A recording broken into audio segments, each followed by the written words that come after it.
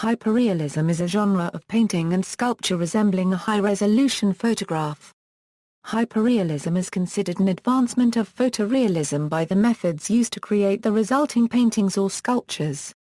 The term is primarily applied to an independent art movement and art style in the United States and Europe that has developed since the early 2000s. History: Belgian art dealer Is Braquot coined the French word hyperrealism, meaning hyperrealism, as the title of a major exhibition and catalogue at his gallery in Brussels in 1973. The exhibition was dominated by such American photorealists as Ralph Goings, Chuck Close, Don Eddy, Robert Bechtel and Richard MacLean. But it included such influential European artists as Kneller, Richter, Klafek and Delcourt. Since then, hyperrealism has been used by European artists and dealers to apply to painters influenced by the photorealists. Early 21st century hyperrealism was founded on the aesthetic principles of photorealism. American painter Dennis Peterson, whose pioneering works are universally viewed as an offshoot of photorealism, first used hyperrealism to apply to the new movement and its splinter group of artists. Graham Thompson wrote one demonstration of the way photography became assimilated into the art world as the success of photorealist painting in the late 1960s and early 1970s. It is also called superrealism or hyperrealism, and painters like Richard Estes, Dennis Peterson, Audrey Flack, and Chuck Close often worked from photographic stills to create paintings that appeared to be photographs. However, hyperrealism is contrasted with the literal approach found in traditional photorealist paintings of the late 20th century. Hyperrealist painters and sculptors use photographic images as a reference source from which to create a more definitive and detailed rendering, one that often, unlike photorealism, is narrative and emotive in its depictions. Strict photorealist painters tended to imitate photographic images, omitting or abstracting certain finite detail to maintain a consistent overall pictorial design. They often omitted human emotion, political value, and narrative elements. Since it evolved from pop art, the photorealistic style of painting was uniquely tight, precise, and sharply mechanical, with an emphasis on mundane, everyday imagery. Hyperrealism, although photographic in essence, often entails a softer, much more complex focus on the subject depicted, presenting it as a living, tangible object. These objects and scenes in hyperrealism paintings and sculptures are meticulously detailed to create the illusion of a reality not seen in the original photo. That is not to say they're surreal, as the illusion is a convincing depiction of reality. Textures, surfaces, lighting effects, and shadows appear clearer and more distinct than the reference photo or even the actual subject itself.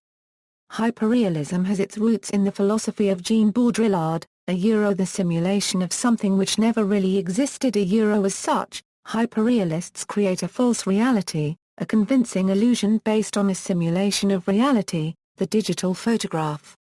Hyperreal paintings and sculptures are an outgrowth of extremely high-resolution images produced by digital cameras and displayed on computers. As photorealism emulated analog photography, hyperrealism uses digital imagery and expands on it to create a new sense of reality. Hyperrealistic paintings and sculptures confront the viewer with the illusion of manipulated high-resolution images, though more meticulous. Style and methods: the hyperrealist style focuses much more of its emphasis on details and the subjects. Hyperreal paintings and sculptures are not strict interpretations of photographs, nor are they literal illustrations of a particular scene or subject. Instead, they utilize additional, often subtle, pictorial elements to create the illusion of a reality which in fact either does not exist or cannot be seen by the human eye. Furthermore, they may incorporate emotional, social, cultural and political thematic elements as an extension of the painted visual illusion. A distinct departure from the older and considerably more literal school of photorealism. Hyperrealist painters and sculptors make allowances for some mechanical means of transferring images to the canvas or mold, including preliminary drawings or gros-a underpaintings and molds. Photographic slide projections or multimedia projectors are used to project images onto canvases, and rudimentary techniques such as gridding may also be used to ensure accuracy. Sculptures utilize polyesters applied directly onto the human body or mold. Hyperrealism requires a high level of technical prowess and virtuosity to simulate a false reality. As such, hyperrealism incorporates and often capitalizes upon photographic limitations such as depth of field, perspective and range of focus. Anomalies found in digital images, such as fractalization, are also exploited to emphasize their digital origins by some hyperrealist painters, such as Chuck Close, Dennis Peterson, Bert Munro and Robert Bechtel. Themes, subject matter ranges from portraits, figurative art, still life, landscapes, cityscapes and narrative scenes. The more recent hyperrealist style is much more literal than photorealism as to exact pictorial detail with an emphasis on social, cultural or political themes. This also is in stark contrast to the newer concurrent photorealism with its continued avoidance of photographic anomalies. Hyperrealist painters at once simulate and improve upon precise photographic images to produce optically convincing visual illusions of reality, often in a social or cultural context. Some hyperrealists have exposed totalitarian regimes and third-world military governments through their narrative depictions of the legacy of hatred and intolerance. Dennis Peterson and Gottfried Henwein depicted political and cultural deviations of societal decadence in their work. Peterson's work focused on diasporas, genocides and refugees.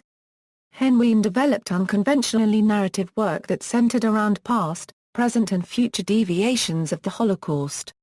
Provocative subjects include enigmatic imagery of genocides, their tragic aftermath and the ideological consequences.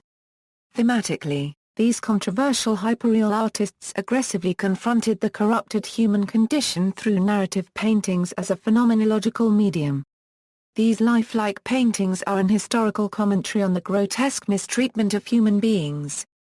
Hyperreal paintings and sculptures further create a tangible solidity and physical presence through subtle lighting and shading effects.